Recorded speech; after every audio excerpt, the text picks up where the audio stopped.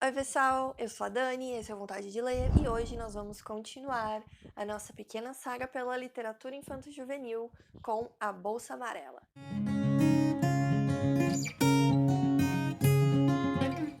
Pessoal, já saíram 2 vídeos aqui no canal neste outubro, que sim, eu sei, é o mês das bruxas, Halloween, né? Mas a gente tá aí fazendo uma semana especial da criança com alguns livros de literatura infanto-juvenil. E eu trouxe hoje um livro que é um clássico da literatura infanto-juvenil brasileira. Tô falando de A Bolsa Amarela, da Lígia Bojunga.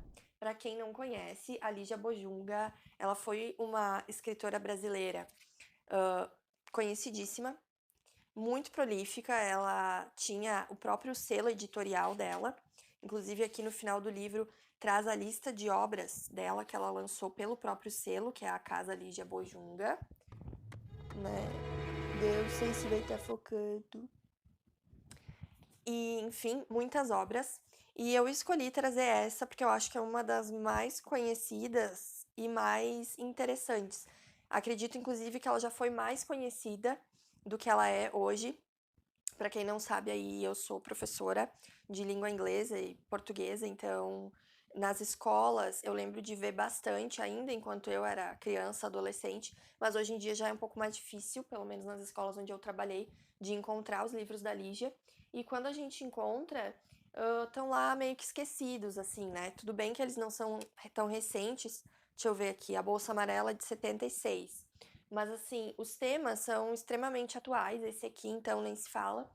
E, enfim, vou explicar um pouco mais para vocês porque que eu acho que vale a pena a leitura.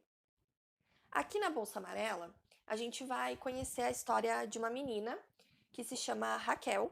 E a Raquel, ela é uma menina cheia de vontades, como, né, a maioria de nós todos, não só as crianças.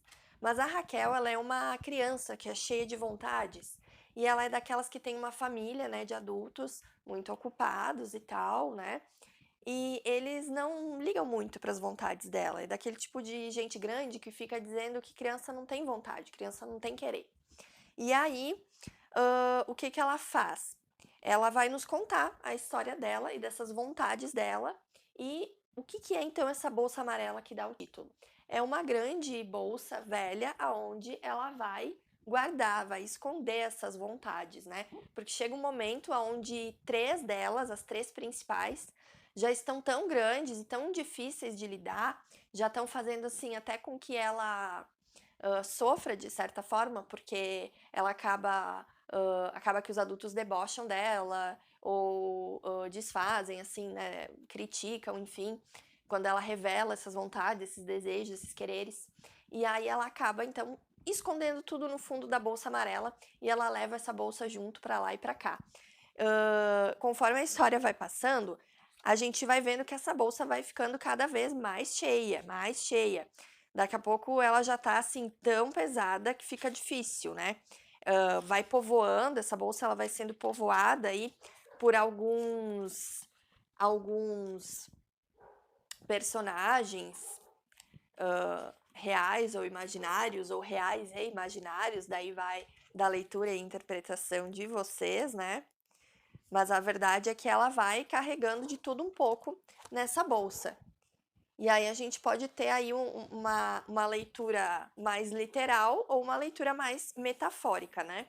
Mas quais são essas vontades da Raquel? Essas 3 principais vontades. A primeira delas é que, apesar dela ter essas ressalvas aí contra as pessoas grandes, né? Uh, ela quer muito crescer. É uma das principais. Ela quer crescer porque ela percebe que as pessoas grandes fazem tudo que tem vontade. E, tipo, se ela tivesse como ser grande, já, tecnicamente, todas as outras vontades já poderiam ser satisfeitas, né? Porque, ao que parece a ela, né, num primeiro olhar, as pessoas grandes tomam as suas próprias decisões, vão para onde querem, fazem as coisas que querem, né? Então, ninguém mais ficaria botando limite nela, zombando dela, etc, né?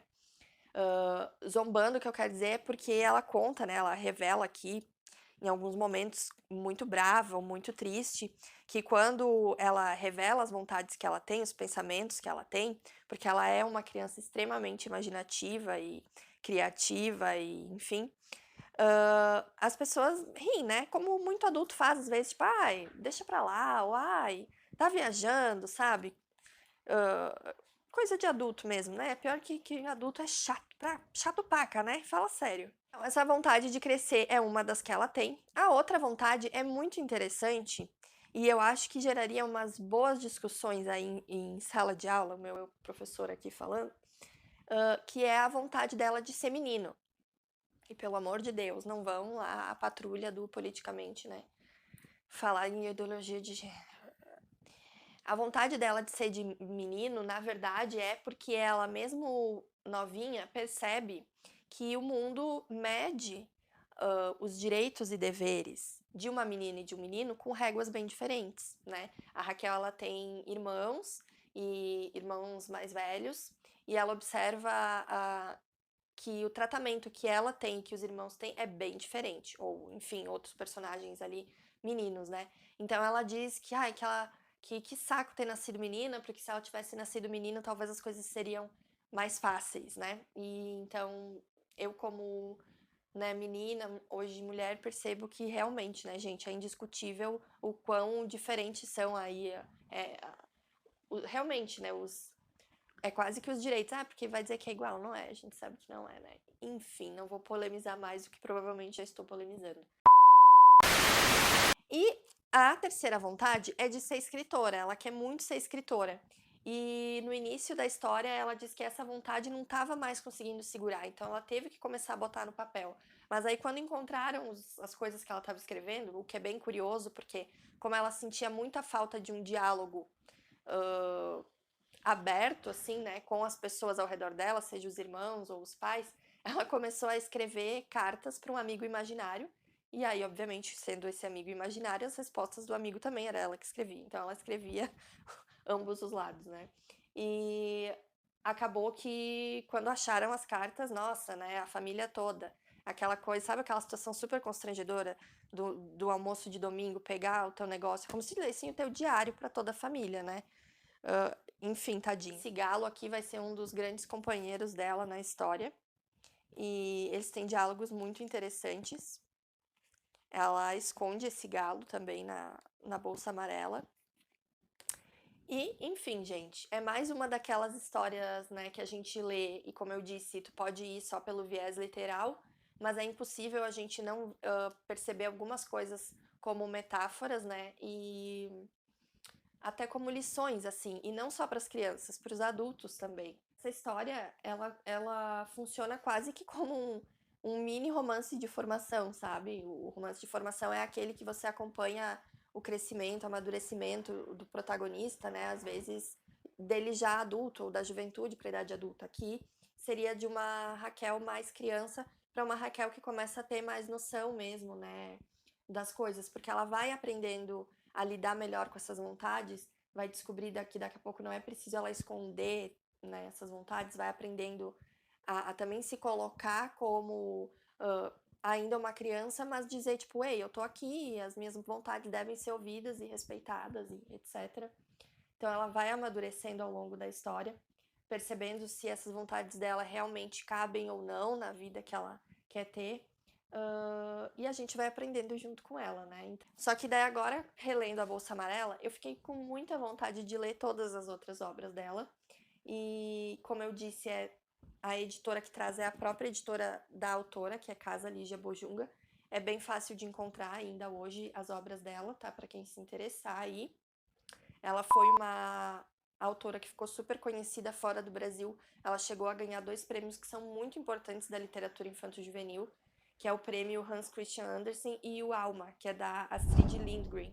Para quem quer saber quem é a Astrid Lindgren, fica preparado para o próximo vídeo aqui da nossa Semana da Criança, porque é dela o livro que eu vou trazer. E mais uma vez nós vamos ter aí uma personagem muito maluquinha. É isso por hoje, espero que vocês tenham gostado demais dessa dica, dessa vez, né, de um livro aí brasileiro. Passem adiante, curtam, comentem, compartilhem. E é isso. Um grande beijo, gente. Até a próxima.